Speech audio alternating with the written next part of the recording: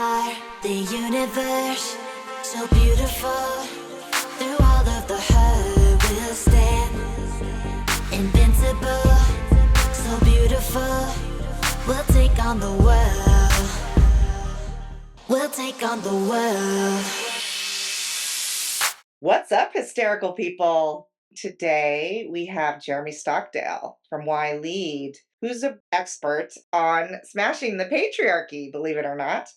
So, Jeremy, welcome to the podcast and tell us a little bit about yourself and why you're interested in allyship with women. Thank you, Pamela. Well, first of all, thank you for that introduction, but thank you for inviting me as well. We literally met on LinkedIn and I'm back on my post recently, and now here we are doing podcasts. So it's a wonderful thing. I mean, the short story is that I spent my first 27 years in a corporate career, and I thought I was one of the good guys.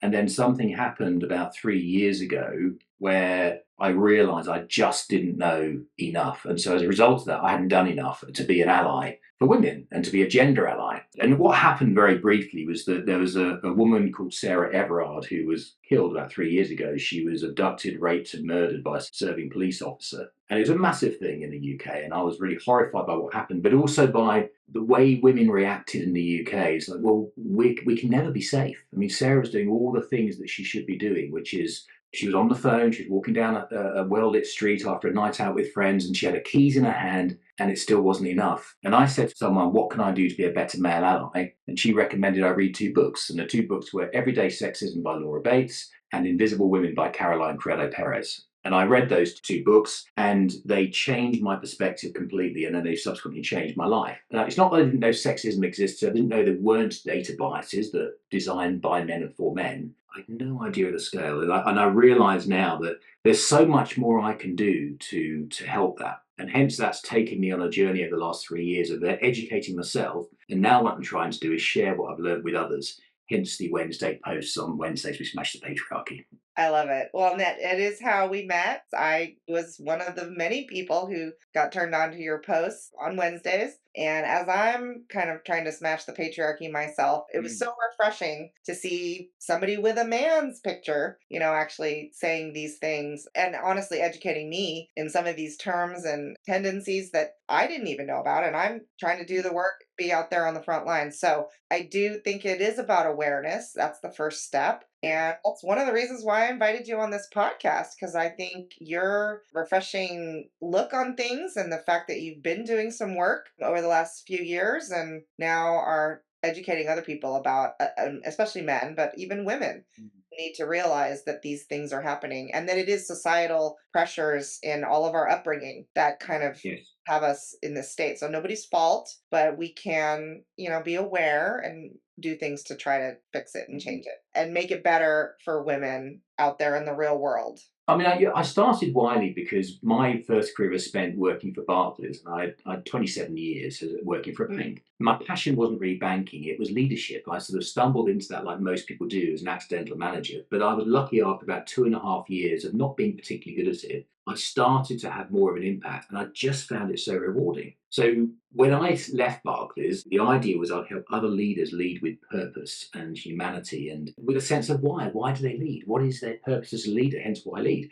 So that's kind of where it started during the pandemic. We started trading in 2021. And as my interest in gender equity grew from it, I've really now invested my time around creating gender equity because I think if we had more female leaders, point one, we need more female leaders, but also more leaders generally using both a combination of not just the masculine traits that seem to be so prevalent and over-indexed in leadership roles, but feminine leadership energies like vulnerability, like compassion, creativity, and generosity, and those things that are actually shown to have a better impact when it comes to how you lead people than the masculine traits. Not saying you don't need both, but we need to have more leaders that lead with feminine energies too. So I realised that actually by focusing on gender equity, it can hopefully help more leaders generally to have a better impact on the world.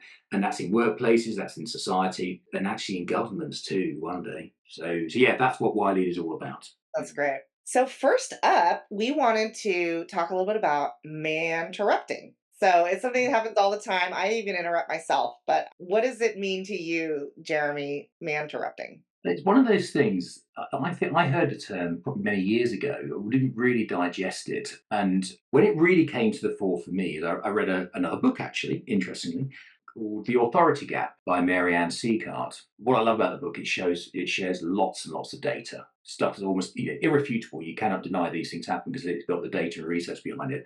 But one of the things it talks about is this idea of manterrupting. The definition of a manterruption is an unnecessary interruption of a woman by a man. And you might think, well, we all interrupt each other all the time. And of course we do. Everyone interrupts. It's the way we operate in this fast-paced world. We don't always listen particularly well, so we interrupt each other.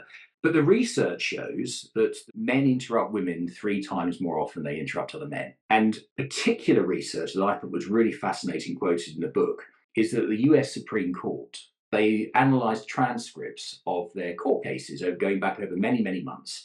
And what that showed is that the female justices, there's 3 of them to 6 men, but the female justices were 3 times more likely to be interrupted than the male justices. Now, bear in mind, would you really interrupt a US Supreme Court justice? Well, obviously, yes, but you're 3 times more likely to interrupt a female justice. And 96% of the time, the interruptions came from men. So it's kind of irrefutable. It's a thing. And so what I then did is I thought, well, I'm going to analyse this. I'm going to notice it. And I see it all the time. I listen to it on radio shows. I see it in everyday conversations. I see it socially. And the worst thing is, Pamela, I do it. And what I tend to do now is I'm conscious of my desire to interrupt and I stop myself. And that has 2 impacts. Number one is I'm not being rude by interrupting someone's flow. But also, I hear stuff I wouldn't have heard otherwise. It's so much better for me. And it's interesting when I've done something, whenever I talk about this with organizations, and I do it quite often, you always get the same reaction. The men, people may not have heard the term, but the men go, well, I'm not sure that's a thing. And the women will go, oh my God, it happens all the time. But what's really lovely is when people then take it away, and I've worked with quite a few clients where we do a session and we'll come back and review it. The men come back and say, I wasn't convinced by Manterruptions. So I went away and tested it. Some test it socially, some test it in meetings, and they all come back and say broadly the same thing, which is something like, oh my God, we interrupt women all the time. I didn't realise. And so it's one of those things where it's a social construct that we've all grown up with, and women are more likely to interrupt other women than they are other men as well. So it's something that we all do. Once you're aware of it and you accept it's the reality, you can then start to change. And we can give more space to women to hear their views and to not interrupt them and take them more seriously. It would make the world a better place. So Manterruptions, I think, is a great starting point for some of these behaviours societally that are not gender equal or equitable. I definitely agree. As a matter of fact, you were talking about the US Supreme Court. I just listened to the oral arguments on Tuesday of a case about abortion medication, and I totally heard that. It was the male justices were interrupting the female justices. It just happened a couple days ago, so it does still happen. Once you're aware of it, you cannot stop seeing it. Absolutely. It is something that you can now be aware of, and that will hopefully help to elicit change. The other one that's probably more famous, right? People all know the term mansplaining, right? Why don't you mansplain to me what mansplaining is, Jeremy? I mean, there is a certain irony in me coming on and mansplain to you, I must admit. Mansplaining is when, I know I'm mansplaining now, because I know you know the definition. When a man explains something to a woman in a condescending or patronising way, and particularly where she doesn't really feel like she needs it explained. She may not have asked to have it explained. She may even have more expertise than the man. That's what mansplaining is. And again, when I talk about this, you see women rolling their eyes and going, oh, God, yeah, all the time. I don't think men do it deliberately. I think men realize they're doing it. There's something, again, social construct that makes us do that. But again, when you're aware of it, you can just check yourself. Do you think it's that men are trying to be helpful and like taking care of the woman to sort of rescue her? Is that part of it? Sometimes, yeah, I think there's all kinds of, sometimes there's no question it is a power and dominance thing. And men from an earlier age are encouraged to demonstrate their power and dominance, whereas as from boys and women or girls as they are encouraged to be agreeable and compliant and not show off. And so that kind of creates that power dynamic that's inequitable. So sometimes it's that, but it's quite often, I think you're absolutely right. It's men thinking, well, I need to take care, I need to look after her, I need to explain this to her. But then it all comes back again to what Mary Ann Sieghart talks about in the book, The Authority Gap, which is because we don't take women as seriously. It's like we're quite surprised. Mary Ann tells, she's on a LinkedIn Live recently where she was talking about her book and her recent TED Talk, and she was describing it. She's had an extraordinarily stellar career. And she was, someone said to her, "What do you do?" And it was an older gentleman, and she was explaining all the things she's done. UN ambassador, she's been a political editor, a whole array of things, and I can't remember them all. She could pack in more in a week than I could pack into a lifetime. So she's a very, very talented individual. And at the end, this guy, when she described everything she'd done, he said to her, and this is verbatim, "Well, you're a very busy little girl, aren't you?" Oh, And that kind of surprise, that kind of, "Oh, how could you, how did you do it?" oh, But then also to diminish it with something quite so condescending. My view is, for the most part, that the people generally are inherently good and want to do the right thing. yeah. So if they're not, it comes from a lack of awareness, a lack of understanding. Mansplaining is down to how we're brought up, and it continues into later life. And yeah, I think it mostly comes from a good place. Not always, but mostly comes from a good place. But it doesn't have a good impact. It doesn't have a good impact. Yeah, I was giving them the benefit of the doubt, but you're right. I think once people are aware of it, it is a behavior that should change. I And just I want to touch on. Sorry, I was go ahead. interrupting you. So No, we no, ought go to. ahead. Go ahead. There's a wall, chart. There's a flow chart that was developed by someone called Kim Goodwin, and it wasn't her day job, but she's a designer and she's an expert in the field. And some colleagues of her came to her and quite sincerely said, "How can I know I'm not mansplaining?" Which I think is showed good intent. So she created a flow chart for them, which is available on the internet, and it just takes you through the guidelines. It's absolutely brilliant. So I would recommend that to people I work with, but it's there, it's available. Pim put it out there to the world, and I'm very grateful she did. Absolutely. I will definitely link to that and the book recommendations that you've already shared in the notes for the show. So check those out for those that are listening. Well, let's move on to these are now, or a couple of these terms are new ones that you introduced to me that in a way I kind of knew about them, but I didn't realize maybe the British version of the term. Mm, And that was heap eating. I had suggested bropropriation, and you yes. said, yes, another word is heap heating or he jacking, which I think is interesting. So why don't you tell us a little bit about what we're talking about now? So I think the heat heating is probably the more commonly heard in English, whereas the bropropriation is the US version, but it means the same thing. I mean, I first read about these in a really, again, another good book about male allyship, or good guys, and it was written during the pandemic by a couple of men actually, saying this is what male allies can do. Lots of good guidance in there. I took a lot from it myself, and they mentioned some of these terms. But heat heating is when, or bropropriation is when a woman says something in a meeting and it gets kind of ignored or glossed over. And then a few minutes later, a man says precisely the same thing or uses similar words, basically says the same thing, and everyone goes, "Oh, Jeremy, what a great idea. Yeah, we love that. Brilliant." And again, it's one of those things where when you talk about it, women's reaction, and this one creates a really visceral reaction. Frustrated to be interrupted and have things explained you don't need explaining. But something like this, where someone takes credit for your ideas, you lose out in that moment. But I think it can impact people's confidence and can also make them doubt themselves. Did I actually say that in the first place? Did I say it loudly enough? Did I say the right thing? So it has a double impact. And I think over time, it can have a really insidious impact on how women show up in the workplace. So heat beating, I think, is something which, with all the terms, we can have a bit of a laugh about, but it's something that I think has a massive impact, negative impact. I think in the Obama administration, it was recognized. And so what women did is they got together and they used amplification to make sure that when women said something, it wasn't given the credit it deserved. Others would come in and amplify and say, "I just want to point out a great point that Pamela made there." And just, yeah, we ought to recognize that and listen to that a bit harder or whatever, just to amplify the point. And of course, that's not something that women have to do. Men can do that too. That's where allyship can come in. Recognize these things happening and call them out and give the person the floor space or the recognition they deserve for their ideas. Because a lot of these things intersect as well. If you're expecting to be interrupted, you might speak more quickly or less clearly because you want to get your point out quickly, and it may have less of an impact. So then later on, someone else say the same thing in a much more calm, confident way, and they'll repeat you. So these things can have an impact, and over time, have a huge impact on, I think, women's careers and how they show up. Yes, absolutely. I think that heap eating is, yeah, to your point, it's probably the worst one of the things that we're going to talk about today.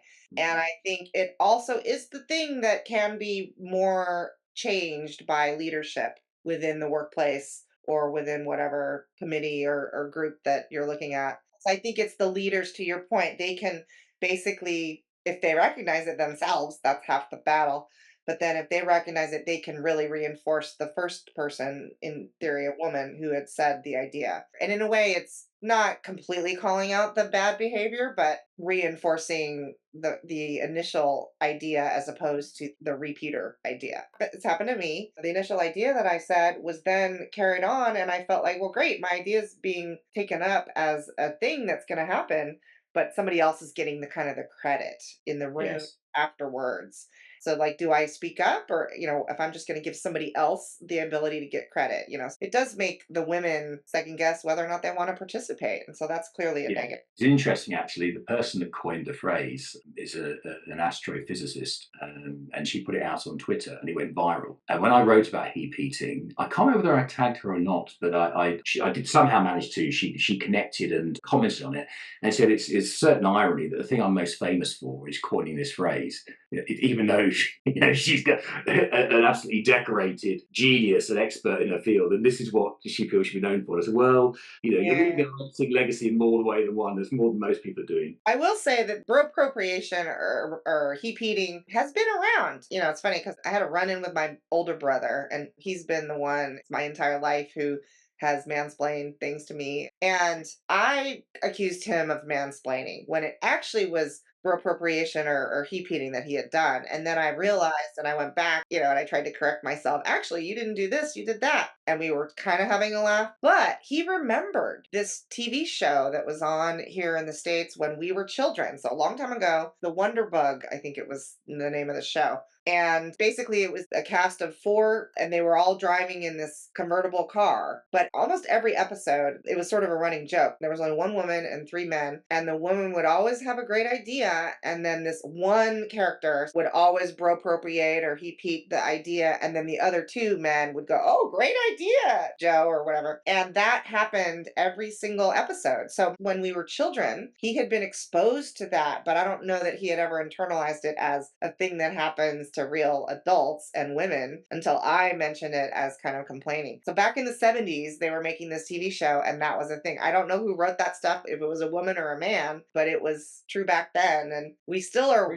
fighting against it, especially now that more women are in the boardroom and in the higher positions. I wasn't aware of that because I knew it had been around for it. It was actually Nicole Bugliucci who was the woman. I'll make sure I give her the name for it because it wasn't me coming up with heap eating. But Well, the term, but the phenomenon. yeah, but it was around in the 70s. I mean, and being recognised, whatever it's called, and made jokes about. Well, he made a joke about it. Yeah. 2024, and it's still a thing. It's still endemic. It's like, come on, it must be better than this. Well, thank you to you, Jeremy, because you're going to help. It's too bad that it's going to take a man to help educate other men that this happens. You're acknowledging that it happens. You're acknowledging that you even sometimes do it and that you're changing and that you're seeing the benefits in the workplace from changing yourself and seeing other people change. And women, we need to change. We need to be more aware of it. We need to help our other fellow women, and we need to speak up, because is the bottom line. I totally agree with that. One of the fundamental things that I sort of rail against really is that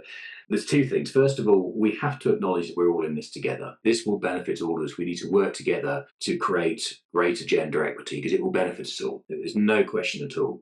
I think the other thing that I particularly push back against is the idea that the way to solve this is to help women to be more confident, to speak up more. In other words, fix the women. Women do not need fixing. There's nothing wrong with women. It's the environment and these constructs that get in the way, and they clearly hold women back, but they also put undue pressure and create unhappiness for men as well. You've only got to look at things like men's mental health, male suicide rates, things like that. It's not a happy place for men either. So by working together to create a fairer, more equitable environment, one where we can show up and be ourselves, I think is what we need to work towards. Now, some of that means that, of course, women do need some understanding of some of the things they can do that can help them to be heard better. There's an element of that I totally get. And by the same token, men need to understand the things they do that get in the way and new things they can learn that can make them more effective and build better relationships at work, but also in the home. I always think allyship starts at home, and that's really where you should be starting. So not just at work as well. Yes. All right. So there's some more fun terms we're gonna go through. So the next one, the manels, the all male panels. Yeah. I love the term manels. It doesn't happen quite as often anymore. I will say that the representation is getting more balanced, but I think it still happens. So, and the comment that I thought was hilarious is one of your readers commented that they were just in the audience, I guess, because Yeah. they were a woman and it was about menopause. Like, I know. I know. It's joyful, isn't it? I mean, I have a feeling I know because I always find when I write these posts, the best thing about them is reading the comments because I always learn so much from them, and it seems to attract now quite a diversity of views and opinions. For the most part, they're constructive and it's brilliant. But yeah, Manels, and it's one of those things where for all of my life, really, until the last year, I wouldn't have even thought of it or noticed it. Just wouldn't have done. One of the images I share is of a classic mantle when I talk about this, and I say, "What does it represent?" People, and they go, "Oh, it's a panel." And then you say, well, it's a particular type of panel. You got you got 6 men, one of which is the interviewer. And I've got no, this is at the World Economic Forum, I've got no doubt that all of them are experts in their field and have every right to be there. The question I ask is, do we really feel we can't find one person to represent 51% of the population that has a different mix of chromosomes? Really. There's not a single woman that could opine on whatever they're talking about. And yeah, the idea of 4 men talking about the menopause, and I have run sessions on the menopause, so I say it slightly hesitantly, and I've also talked about menstruation and menopause, but to give a perspective of the things I've learned and to try to engage more men in a topic that is, for me, these things shouldn't be taboo, but they are. And I think we should be able to create environments where people can get on with their lives and deal with things like that, but be supported so their careers don't suffer, they can keep flourishing. But yeah, all male panels, just say no. just say no. I love it. I will say this. I commend the idea that men were going to be talking about menopause and that there should be Yes. awareness. Like there should be an awareness, but we also need to have a balance. That's great. Just say no. That's the best. Yeah.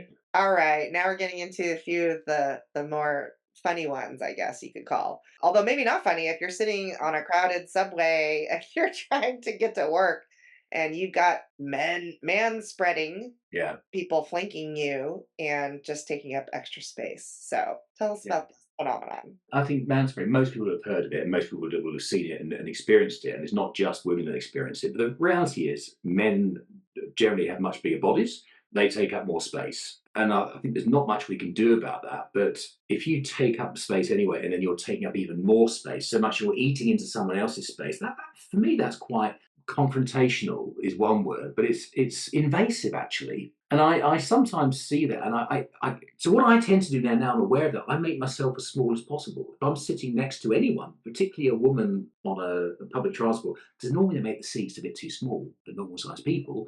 So I will tend to sit on the edge and make sure that she has a bit of space, that I'm not crowding her. And when I sat down the other day myself on public transport, next to a young guy, perfectly nice guy, and his legs were just spread right over my seat. And I just gave him a little nudge and said, "Do you mind if I just have my seat?" And he went, "Oh, sorry, yeah, no problem." But it's kind of easy for me to do in some ways because I'm a 6 foot male. Not always quite so easy, I think, if you're a woman, because you don't necessarily know what reaction you're going to get. You're going to get aggression, you're going to get something unpleasant. I heard a lovely story actually from someone the other day, someone called Caris, and she was telling me how when she was little, she was on a public transport with her mum and they sat down and there was a man right in the middle and he was really spread. Eventually they sat down, I think they might have sat next to him. He moved over to let them sit next to each other, but he was still spread out. And she said in I think in Swiss German, could he take up any more space? After a few beats, then the man turned across the daughter and turned to her mother and said in beautiful Swiss German, "Oh, where are you two travelling to today?" And they ended up having a lovely conversation. It was never mentioned, which I thought would be the only thing. If he'd apologised, that would have been nice. But anyway, they had a lovely conversation. Then he got off, and they went about their day. And I guess I thought it was a lovely, funny story. Hopefully, on the back of that, he may have thought, "Oh, I do that. Maybe I shouldn't." That's what I'm hoping, anyway. Something about it is physical as well, isn't it? It's physically invasive as well as mentally. So yeah, Well, I don't know if you have a term for it, but we had a lot of news here in the United States over the last few years of like male politicians like giving massages to women and stuff like that. That's sort of inappropriate. Like older male. I mean, even Biden has whispered in a woman's ear and gotten. Yeah, we've all seen those pictures and think, I'm not sure he's for Yeah, this. it's cringy. It's Yeah. cringy for sure. That I think that kind of falls into this man spreading, I would say. Yes, Just sort of I agree. invade others' space. And I think men just taking up space generally, physical space and airspace, when you're in meetings, if you grab a seat and the women end up perhaps sitting outside, it just creates space for people, is what I'll be saying. Use your privilege when you have all that extra physicality. Just be aware of it. Don't crowd others. Just be more conscious of the space you take up and create space for others. That's just being a decent human being, really. Yeah, well, let me ask you because it's interesting because what you were saying kind of sparked a thought. Please tell me if this offends you. Because, like, I always thought it was interesting, like, if you go to the movie theater and it's Yeah. really not crowded, two men going together as friends will sit with a seat in between them, typically. I've noticed that. Oh, Uh, interesting. and I think it's a thing, not that I have personal experience, Mm. but like when men go into the bathroom, they often pick a urinal that's like Oh, yeah. next to the Make next space if you next can. to the guy, right? Yeah, Mm. certainly if there's an open line, Mm. go over there. That makes sense. I mean, we do that in the stalls too for women. Mm. So men want space. Men notice when their space is crowded, is my point. And so Yes. therefore, why aren't they doing a better job of I've quote never thought of that, Pamela. That's really interesting. I'm going to reflect on that. I hadn't thought of that either. But of course we do. We don't want to be crowded or people in our face either. go But for it. it comes down to awareness, doesn't it? Next Smash the Patriarchy, you're gonna talk about urinals. Woo! I love it. Just kidding. Yeah. You're But wrong. often what will happen is if the urines are sort of heavily populated, then we'll go into the cubicles. Sure, of course. Okay, so the last one is one that you didn't even officially define that I saw in your Smash the Patriarchy because Yeah. you said it doesn't need definition. But monologue, Yeah. I think is cute. I love the term monologue. I do think the terms are quite funny. I'm very conscious, as you know, in some of the things I've written about recently about what I don't want to do with them. This isn't designed to come across as anti-men. I mean, I'm a man. It would not be the right thing to do. I want to engage more men, but I also think that there is an element of desire to be provocative to get the attention. Then you very quickly got to make it not something you're not having a go at people. That is not what this is about. But I think a monologue is, and I didn't go into it in much detail because I kind of ran out a bit of time on the post. I know some research that sits behind this. But basically, a monologue is when a man starts talking and doesn't stop. And I know when I'm very so conscious on this podcast, you ask me a question, think, am I monologuing or am I just answering the question? No, I So request. you can, but then sometimes those answers can go on for a long time potentially. So the monologue is when a man starts talking and doesn't stop. The interesting research I've seen is that is perceptions that exist. So there are definitely perceptions that men have, maybe women as well, but men have that when a woman is talking, she's talking for far longer than she is in reality Mm, and don't believe that we're talking for that long. And maybe it goes back a bit to that mansplaining and the belief that we ought to be heard and ought to be there to opine our views.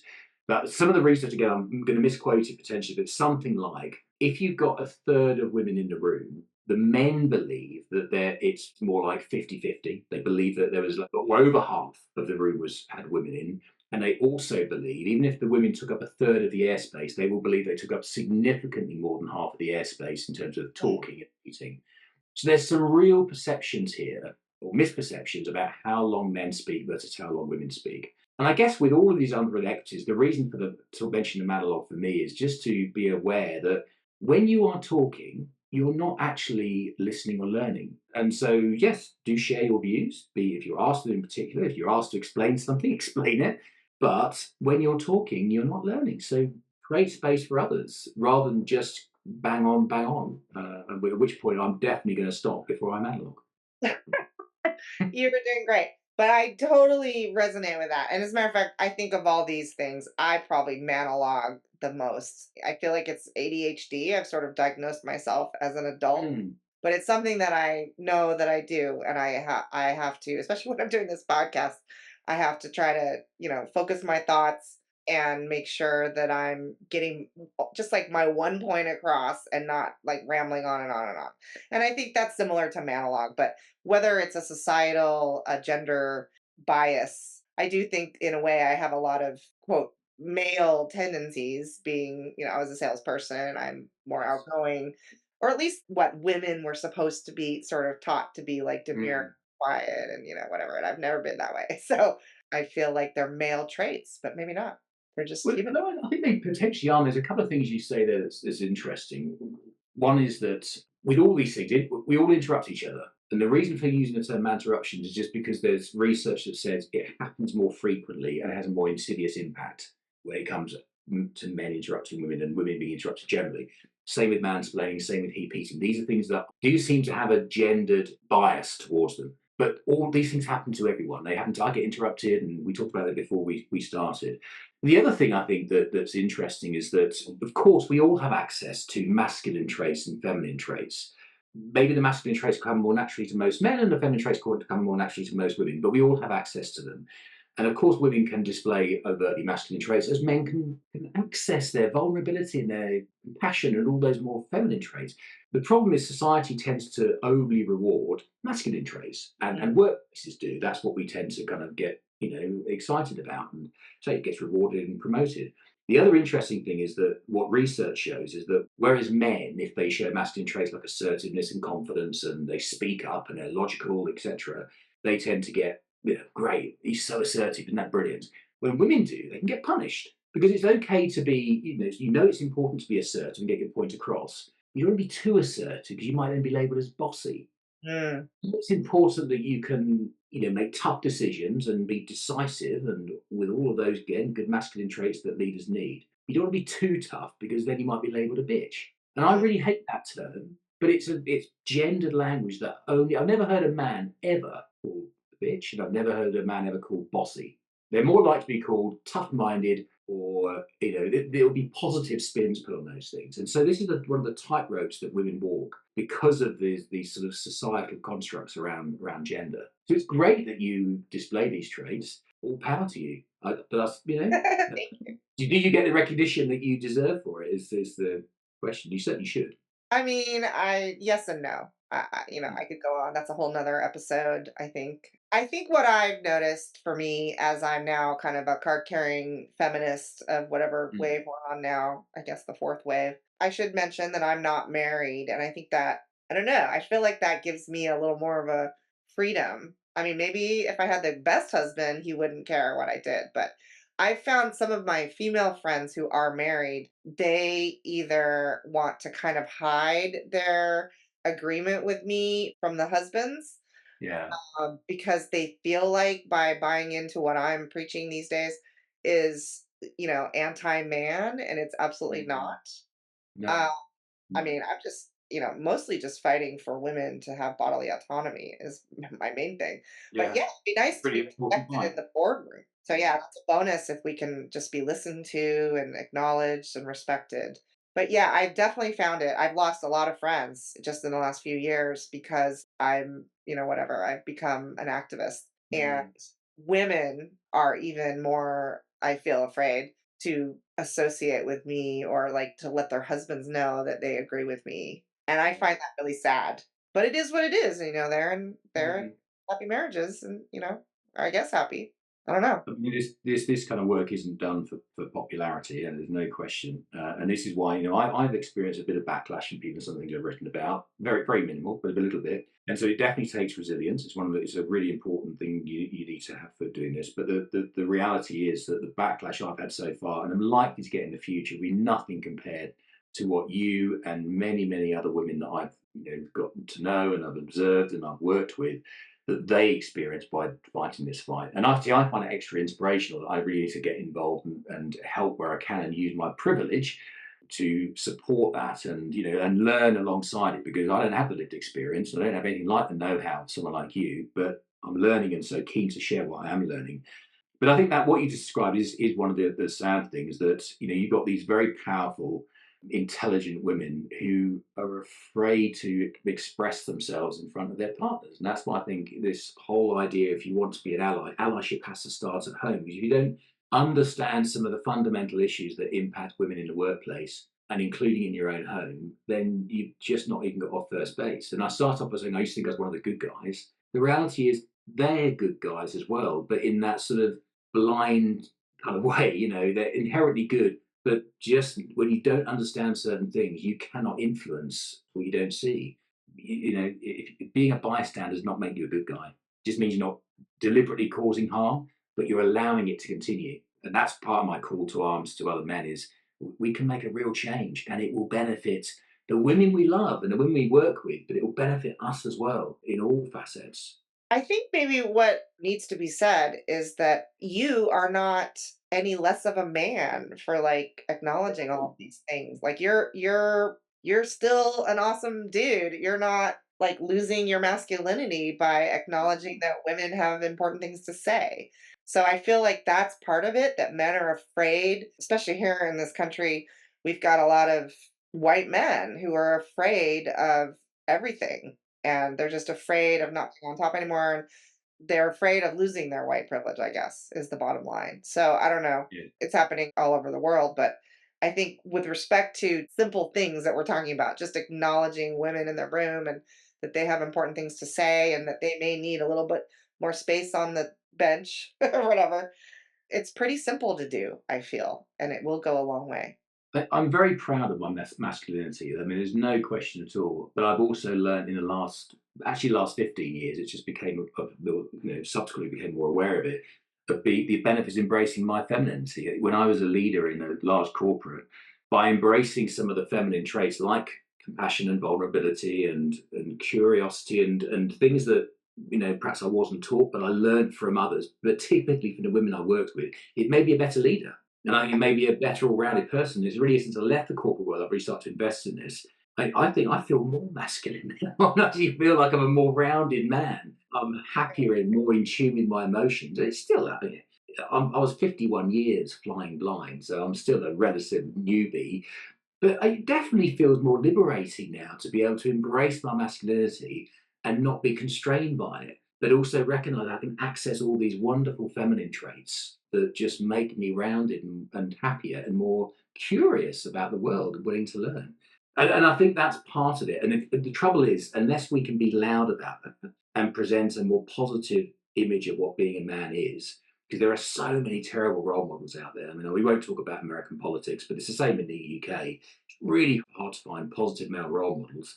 And then, of course, you get some really bad actors that come along who take advantage of that. People like Andrew Tate who say, listen, this is what a man's supposed to look like. Come with me, boys, and I'll show you how to be a man. And of course, it's the worst type of toxic masculinity. But I can see why it's attractive to some, because what else is there? And so we have to find a way of presenting a more positive view of what being a man is in 2024. Not easy work. No, you're doing it though. You're doing great. But you mentioned that you got some backlash. It looked like most of the backlash that you got, or at least what I saw, was from women. So does that Yes. mean men are not reading your posts, or what does that mean? What do you think? Well, it's both of those. So I've had this conversation. There's a man called Daniele Fiandaca who's been running an organization called Token Man for about 10 years. So he's been doing this for some time. And we've had a conversation about this because most of the people that engage with his posts are women. And he did a bit of analysis of mine because he's just interested. And I think he said about 90%, 89% or something like that was women engagement. And I think about it without doing an analysis myself, it feels about right. I have been getting more men engaged, and I've been definitely getting men who are coming onto my posts and approaching me, DMing me as well, and talking about some of the things we discussed, and which is really positive. But yeah, it's roughly 90% women, 10% men. So a big challenge is for me, how do I get more men engaged around this? And then, yeah, the backlash from women, I think I can understand some of it. The one that got the most backlash when I wrote about menstruation, and it was one of those things where the point I was trying to say was that I don't think it should be a taboo topic. I think if a woman is really suffering with period pain, she shouldn't have to try and hide that and just soldier on. I mean, there were so many testimonials shared by women on my comments. One from a lawyer who said I had to drive 2 hours to stand in front of a judge when I wasn't really fit to drive because I couldn't say I can't come. But she shouldn't have been there because of a normal bodily sort of function that takes place that actually helps us to repopulate the planet. So it's kind of important. It's pretty common as well. 800 million people at this moment in time are menstruating. So why is it a taboo? But it went off all kinds of different directions. Women saying, "I don't want to be talking to you about my cycle," and I think it's a bit creepy. You wanting to talk about menstruation. It's like, if you're so interested in it, write a thesis on it. It's like, no, I'm not saying any of those things. It's not what it's about. And so I think there was points where I thought it started to feel a little bit like a personal attack. However, it's great that it generates different thoughts. And what it made me realize is that, you can't just blunder into these things and go, "Hello, I just want to talk about menstruation. I'm a man." It does need nuance and thought. And the fact is, the other thing is, you'll know as well as I do, Pamela, you cannot possibly please everyone. And if you've got a really clear sense of purpose, which I have around this, and your intent is good, you've got to cut through the things. I know you're going to annoy some people, and some people will attack you personally, and some people will doubt your intentions. That's okay. Doesn't mean I don't listen to them. I don't think have they got a point there. It also doesn't mean I won't disagree with them. And I think some of the people that have commented on my post, they just don't like me disagreeing with them. Some people are really out to start a fight, really, it looks, Yeah. and you've done a good job of just reinforcing your point. But I do think you encourage this type of dialogue, and I think that's just as refreshing as you starting the post to begin with. Yeah, hopefully more men will get turned on to the Yeah. posts and in general the situations that we're trying to change and avoid. But I think just having women acknowledge that these things exist, and it helps us to realize that we're not alone, and that it's Mm, not just that guy who keeps doing it to me. yeah. It's a phenomenon that's happening in the Yeah. society. It's exactly. That's a really good point, actually. Yeah, Yeah. brilliant. Wow, Jeremy, this is so fantastic. I think we fixed all the problems of the world in Yes. 1 What hour. should we do tomorrow? Yeah. What should we do tomorrow? This is fantastic.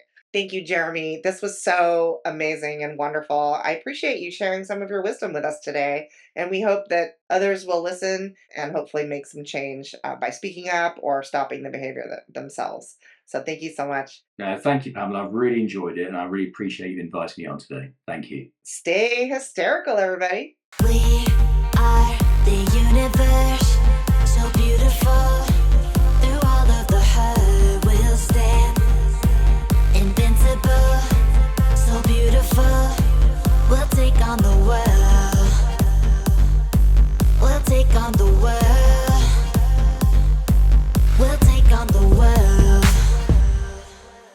We'll take on the world. We'll take on the world.